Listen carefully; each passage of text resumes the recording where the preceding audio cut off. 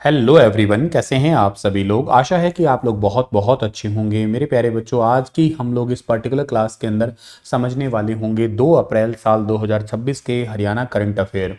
तो चलते हैं सेशन की, करते हैं शुरुआत। अगर आपने स्टार आईक्यू यूट्यूब चैनल को सब्सक्राइब नहीं किया है तो कर लेना, और के साथ साथ अपने दोस्तों को भी शेयर जरूर करना इस पर्टिकुलर वीडियो को।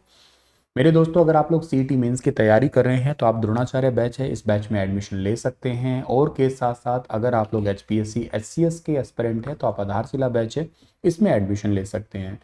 मेरे दोस्तों, पहला जो सवाल है वो ये होगा कि हरियाणवी रामायण जो है इसकी रचना किसने की थी। ये सवाल मैंने आपसे अपने पिछले सेशन में पूछा था और इसका ठीक आंसर खुदा बख्श था, जो आप लोगों ने ठीक जवाब भी दिया था। इसका कुछ बच्चों ने डिटेल भी लिखी थी, तो अच्छी बात है, ऐसे आप लोग डिटेल जो है ना जरूर लिखा करें।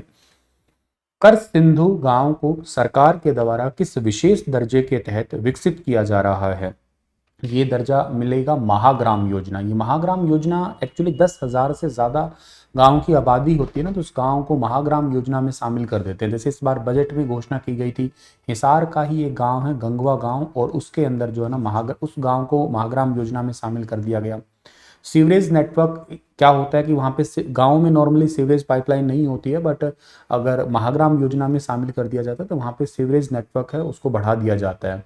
एसटीपी प्लांट लग जाते हैं, सीवरेज ट्रीटमेंट प्लांट होते हैं, उस पानी का फिर सिंचाई के लिए यूज़ किया जाता है। के साथ साथ कुछ बेसिक इंफ्रास्ट्रक्चर इंप्रूव कर दिया जाता है, जैसे शहरों में इंफ्रास्ट्रक्चर जैसा होता है कुछ कुछ वैसा वैसा ही। और एक गांव और है जिसका नाम है कहसुन गांव है। यहाँ पे भी बूस्टिंग स्टेशन लगने वाले हैं और वाटर ट्रीटमेंट प्लांट भी लगेंगे और जल कर का नवीनीकरण किया जाएगा। अभी रिसेंटली जो है ना घोषणा की गई थी, और ये कर सिंधु गांव का नाम जो है ना बजट में भी था, और अभी इस पे ग्राउंड लेवल पे उसको अपग्रेड किया जा रहा है। जनगणना 2027 भारत की कौन सी जनगणना होगी। ऑफिशियली जनगणना स्टार्ट हो चुकी है हमारे भारत में, और इस बार ये भारत की जनगणना पूछी है तो होगी देखो 16वें नंबर की, 16th की। लेकिन अगर आपसे पूछा जाए कि आजाद भारत की कौन से नंबर की है, तो स्वतंत्रता के बाद ये 8वीं है। ये प्रक्रिया जनगणना अधिनियम 1948 के कानूनी ढांचे के तहत संचालित है। भारत के अंदर जो है ना, जो महापंजीयक एवं जनगणना आयुक्त है, वो इसका डिपार्टमेंट, नोडल डिपार्टमेंट गृह मंत्रालय के अंतर्गत ही काम होता है इसका। पहली नागरिक भारत की हैं जिनका नाम द्रौपदी मुर्मू है, जिन्होंने इस जनगणना में 100 जनगणना करने वाली देश की पहली नागरिक बनी है। वैसे भी राष्ट्रपति देश का पहला नागरिक ही होता है। और 100 जनगणना का मतलब है कि हमें अभी 15 दिन के लिए एक पोर्टल दिया गया है, जो census.gov.in का। और इसका मतलब ये है कि आप अपना खुद का डेटा खुद ही इस पे अपडेट कर सकते हैं। ये भारत की पहली डिजिटल जनगणना होगी, दुनिया की सबसे बड़ी जनगणना होगी। मोबाइल एप्लीकेशन का भी यूज़ कर सकते हैं इसके लिए आप। और इसके लिए सेल्फ एन्यूमरेशन आईडी जो ना जनरेट होगी, और उसके अंदर 16 लैंग्वेज, क्षेत्रीय भाषाओं के अंदर ये सारा डेटा उपलब्ध मिलेगा। के साथ साथ आप लोगों को याद रखना है, इसका पहला फेज है वो 1 अप्रैल से 30 सितंबर 2026 तक चलेगा। हर एक राज्य, यूनियन टेरिटरी और क्षेत्रीय कार्य, उन सब के लिए 30 दिन का समय होगा। अपने हरियाणा में तकरीबन मई महीने में ये स्टार्ट होने वाली है। और इस चरण में आवास सुविधा और पर संपत्तियों से संबंधित टोटल 33 सवाल पूछे जा रहे हैं। हरियाणा में एक कार्य जिला स्तर पर डीसी की देखरेख में होने वाला है। जनगणना 2027 के आंकड़े हरियाणा में विधानसभा सीटें 90 से बढ़ के परिसीमन इस बार होगा तो 126 तक होने की उम्मीद है। और परिवार पहचान पत्र डेटा डिजिटल जनगणना के सत्यापन में सहायक हो सकेगा। स्मार्ट सिटी, महाग्राम जैसी चीजें भी जो है ना वो तो खैर है ही है। के साथ साथ आपको याद रखना है इसका जो मैस्कोट क्या है, मतलब इसका शुभंकर क्या है। तो शुभंकर इसका जो लॉन्च किए गए हैं, एक तो प्रगति महिला, ये राष्ट्र निर्माण में महिलाओं की भागीदारी और सशक्तिकरण का प्रतीक है। विकास पुरुष है, ये प्रगतिशील एवं विकसित भारत की परिकल्पना को दिखाता है। हितैषी जन राजदूत, फ्रेंडली पब्लिक एम्बेसडर कहा गया है, ताकि आम नागरिक बिना किसी झिझक के इस प्रक्रिया से जुड़ सके। 1931 के बाद पहली बार, 96 सालों के अंतराल के बाद में स्वतंत्र भारत में पहली बार समुदाय यानी कि जाति जनगणना होने वाली है। सरकारी योजनाओं को बहुत अच्छे तरीके से लागू करने में इससे मदद मिलेगी। पहली बार ये पेपरलेस भी होगी, मोबाइल एप्लीकेशन या डिजिटल प्लेटफॉर्म की तरह के साथ साथ जो है नागरिक पोर्टल खुद ही अपना डेटा भर सकेंगे। ये बड़ा एक इंटरेस्टिंग है इस बार के लिए। हॉकी इंडिया के 8वें वार्षिक पुरस्कार समारोह का आयोजन कहाँ किया गया? तो ये किया गया है कहाँ पे सर? ये किया गया न्यू दिल्ली के अंदर, अपने हरियाणा से। इसमें नवनीत कौर शाहाबाद जो हरियाणा से हैं, इनको महिला प्लेयर ऑफ द ईयर का सम्मान मिला है। सर्वश्रेष्ठ मिडफील्डर का सम्मान मिला है सुमित को। साक्षी राणा जो कि upcoming player of the year है, इनको सम्मान मिला। और संजय जो सर्वश्रेष्ठ डिफेंडर का खिताब मिला है इसमें। तो हॉकी वार्षिक पुरस्कारों की स्थापना साल 2014 में की गई थी। भारत में हॉकी के विकास में योगदान देने वाले खिलाड़ी, अधिकारी और जो स्टेट यूनिट है, उनको सम्मानित करना इसका टारगेट है। हार्दिक सिंह को hockey India Balbir Singh senior player of the year पुरुष सम्मान मिला। और हॉकी इंडिया, ये मैंने क्वेश्चन आपको अलग से भी पढ़ाया था जब इनका नाम अनाउंस किया था, अब सम्मानित कर दिया गया इनको। नवनीत कौर, इनको senior player of the year महिला सम्मान से सम्मानित किया गया। इनको 20-20 लाख रुपए नगद इनाम मिला है इसके लिए। इसके अलावा कप्तान जफर इकबाल को major Dhyan Chand life time achievement award मिला है। 1980 के मॉस्को ओलंपिक में भारत की गोल्ड पदक विजेता की टीम का हिस्सा थे ये। इनको 25 लाख रुपए मिला है इसके लिए। इसके अलावा बिच्चू देवी खारीबाम है, इनको हॉकी इंडिया बलजीत सिंह पुरस्कार मिला है। जो बेस्ट डिफेंडर है ये संजय हरियाणा से हैं। हॉकी इंडिया प्रगट सिंह पुरस्कार मिला इनको। और जो मिडफील्डर सुमित, ये भी हरियाणा से है। हॉकी इंडिया अजीत पाल सिंह पुरस्कार मिला इनको। सर्वश्रेष्ठ फॉरवर्ड सुखजीत सिंह है। Hockey India Dhanraj Pillay award मिला, इनको 5-5 लाख रुपए मिले इसके लिए। हॉकी झारखंड को जमीनी स्तर पर हॉकी के विकास के लिए सर्वश्रेष्ठ सदस्य अवार्ड मिला है। आगामी player of the year under 21 के चलते हुए प्रिंस दीप सिंह है। Hockey India Jugraj Singh award मिला। महिला जो हरियाणा की है साक्षी राणा, इनको हॉकी इंडिया असुंता लाकड़ा पुरस्कार से सम्मानित किया गया। इनको 10-10 लाख रुपए दिए गए हैं इसके लिए।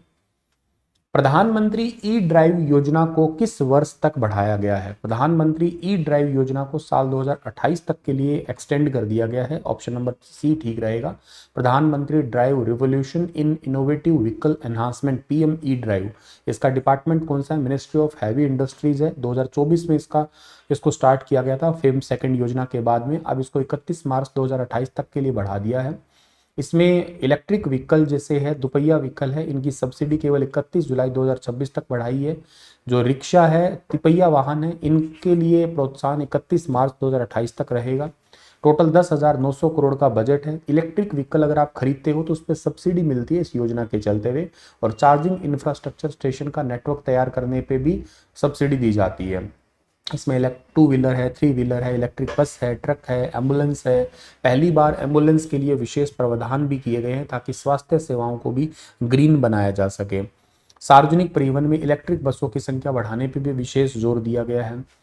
हरियाणा की अगर मैं बात करता हूं तो हरियाणा में इलेक्ट्रिक वाहन नीति 2022 है जो प्रधानमंत्री ई ड्राइव के साथ मिलकर काम कर रही है। जैसे धारूहेड़ा और गुरुग्राम में ये इलेक्ट्रिक व्हीकल निर्माण के बड़े हब बन रहे हैं फिलहाल। केंद्र की इस योजना के विस्तार से यहाँ मैन्युफैक्चरिंग यूनिट्स को सीधा लाभ मिलेगा। चार्जिंग स्टेशन की बात करता हूं तो नेशनल हाईवे 44 जो हर 25 से 30 किलोमीटर पर चार्जिंग पॉइंट लगाने का टारगेट रख रही है, जिसमें हरियाणा भी जो है ना इंक्लूड हो रहा है। और मैन्युफैक्चरिंग और सर्विस सेक्टर में भी हरियाणा में रोजगार पैदा होंगे इससे। हाइड्रोजन ट्रेन के प्रशिक्षण के लिए जिम्मेदार संस्था कौन सी थी? तो इसका ठीक आंसर रहेगा आरडीएसओ संस्था है। ऑप्शन नंबर बी जो है इसका ठीक रहेगा। और Chennai integral coach factory ICF ने बनाया था। इसकी क्षमता है 2400 किलोवाट की, दुनिया की सबसे शक्तिशाली हाइड्रोजन ट्रेन में से एक है। 10 कोच है, विश्व की सबसे लंबी हाइड्रोजन जो ट्रेन सेट है। और अनुसंधान अभिकल्प एवं मानक संगठन आरडीएसओ लखनऊ ने इसकी प्रशिक्षण किया था। हरियाणा के पेपरों के लिए सबसे इंपॉर्टेंट ये क्वेश्चन बनता है कि कौन से रूट पे जींद और सोनीपत के बीच में है फ्यूल। इसमें जो ना हाइड्रोजन प्लांट भी जींद में और एक पानीपत में नया बन ही रहा है। इस प्रोजेक्ट का नाम याद कर लेना, हाइड्रोजन फॉर हेरिटेज। इस पहल के चलते हुए इसको स्टार्ट किया गया है। कार्बन न्यूट्रल होगा, ये तो पता ही है आप लोगों को। 2030 तक नेट जीरो करने का हमारा टारगेट भी चल रहा है। चलिए कुछ क्वेश्चन आपको रिवाइज करवाता हूं मैं। हरियाणा के किस जिले में स्थित गन्ना प्रजनन संस्थान ने गन्ने की नई किस्म CO 18022 कर्ण 18 विकसित की है? तो ये करनाल ने विकसित की है। और शुगर केन ब्रीडिंग इंस्टीट्यूट ने एक नई बेहतर गन्ने की किस्म बनाई है जो पंजाब, हरियाणा, राजस्थान और आजू बाजू के राज्यों में बहुत हेल्प करेगा, जो 30% ज़्यादा गन्ना उत्पादन होगा और शुगर भी 11% ज़्यादा होगी पहले के किस्मों के मुकाबले। किक बॉक्सिंग में दुनिया के नंबर 1 खिलाड़ी कौन बनी है? तो इनका नाम है रिद्धिमा कौशिक है। रिद्धिमा कौशिक जींद जिले की रहने वाली है। 27 जनवरी 2026 को world association of kick boxing organisation की ओर से हुई वर्ल्ड रैंकिंग में पहला गोल्ड मेडल जीता है इन्होंने। केंद्र की 14th नंबर की वार्षिक एकीकृत रेटिंग में यूएचबीवीएन और डीएचबीवीएन हरियाणा को कौन सी ग्रेड मिली है? तो इसमें हरियाणा को मिली है ए ग्रेड मिली है। पहला ऑप्शन सही रहेगा इसके लिए। और इसके साथ साथ जो है ना डीएचबीवीएन वैसे इसमें 9वें पे है और यूएचबीवीएन 13वें पोजीशन पे है। आशिमा बराड़ अब इन दोनों कंपनियों की हेड है। आपको मैंने पढ़ाया था ये तो। चलिए इसी के साथ ये सेशन समाप्त होता है। आपके लिए एक सवाल है कि महेंद्रगढ़ जिले में जनवरी फरवरी में खिमांग देवता की स्मृति में मेले का आयोजन होता है। कौन सा मेला है ये? तो बताना आप इसके बारे में। महेंद्रगढ़ जिले के बारे में भी थोड़े इंपॉर्टेंट पॉइंट्स आप लोग शेयर करना। आप सभी को राधे राधे। फिर मिलता हूँ अगले सेशन में। चैनल को सब्सक्राइब जरूर कर देना। आप सभी का बहुत बहुत धन्यवाद। ये वीडियो थोड़ा डिले हो रहा है, मतलब सुबह ना आके शाम को आ रहा है, थोड़ा सा मैं व्यस्त हूँ इस करके। बट हाँ, आई ट्राई कि आपकी कंटिन्यूटी जो है ना वो ब्रेक ना हो। अपना प्यार देते रहना, चैनल को सब्सक्राइब जरूर कर देना। शुक्रिया।